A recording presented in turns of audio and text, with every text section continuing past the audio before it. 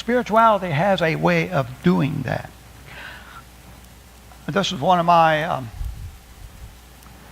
excursions, if you will. I have a brother that was raised in the church, and when he went to college, he became very liberal and has nothing to do with the church today. I don't even know where he's at. He doesn't want anything to do with the family. Last I heard, was in New York. I honestly don't know if my own brother is dead or alive. He doesn't want anything to do with that religion stuff. My wife has a brother, a younger brother. He was in fact, those of you who were in church the other day saw him, a little toddler, when we were opening gifts at a Christmas. I was showing a film just to have a short preamble to the DVD that day. But at any rate, he went to college and he was raised in a church as a young boy, but he's completely left it. Does not believe in any of that stuff. Doesn't want to hear anything about it. They will be divided, father against son, son against father, and every combination you can think about. You and I are experiencing this fire on earth that he's talking about. You and I. We need to recognize that he's talking to us. He's talking to me. He's talking to you. And it is something we have to recognize, and we have a tendency to really agonize, and there's nothing inappropriate about that. When one of our family members doesn't accept Christ or doesn't want to follow the spiritual life.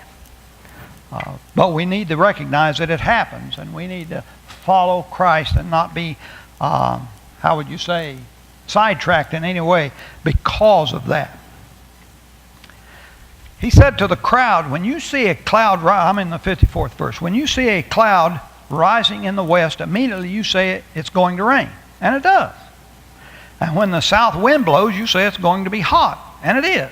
Now, he's talking about in the Mediterranean, where in the west was the Mediterranean Sea, and when a cloud started building up there and moving from the sea inland, which it would, west to east, it's going to rain.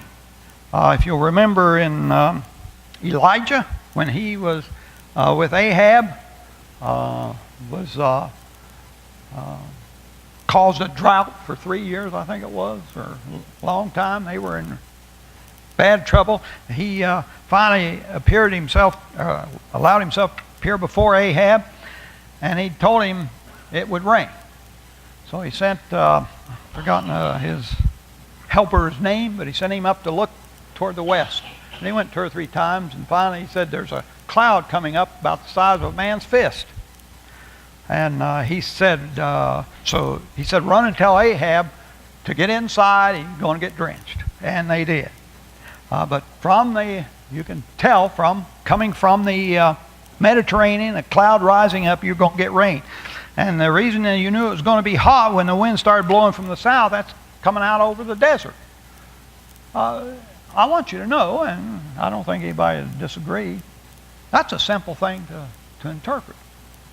Let me go on. 56. Hypocrites. That's you and I. Hypocrites. You know how to interpret the appearance of the earth and the sky. How is it that you don't know how to interpret this present time? I think what he's saying here is that it's not much more complicated than looking at the weather. But we will hypocritically, if you will, play out that we don't know. How can we know? You should know. It's as simple as watching the clouds rise over the horizon and come steaming toward you, if you will. How is it that you don't know how to interpret this present time? Why don't you, in 57, why don't you judge for yourself what is right? Now there's 2 things he wants us to see in here. He wants to recognize the present time, and he wants us to recognize what is right, and he's putting both of those within the simplicity of seeing a cloud rising, you know it's going to rain. We know what is right. We just ignore it. We think there's excuse.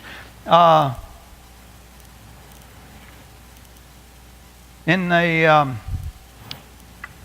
Twisted Truth DVDs, it talks about obeying Christ. And there's two ways to looking at any direction that somebody gives you, whether it's me or the Lord or whoever. You can look at it as a how, or you can look at it as a why. I may not have this exactly right. I watched the DVD and it's been over 15 minutes, so I may not remember it exactly.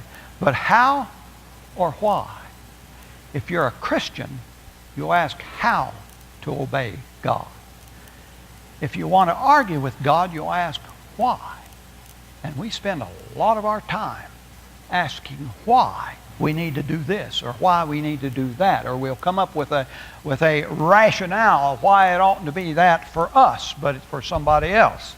You haven't seen whom I'm married to.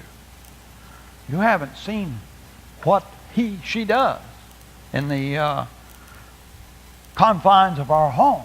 You haven't seen. Why would I do? Why would I follow?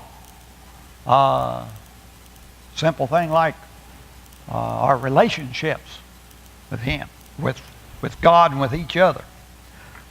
Instead of asking why, we need to just simply ask how. How do we? And I've got down here obedience. There's a lot of other things that the Lord asks us to do, but when it comes to obedience, don't ask why you should obey God. Ask how you should obey God.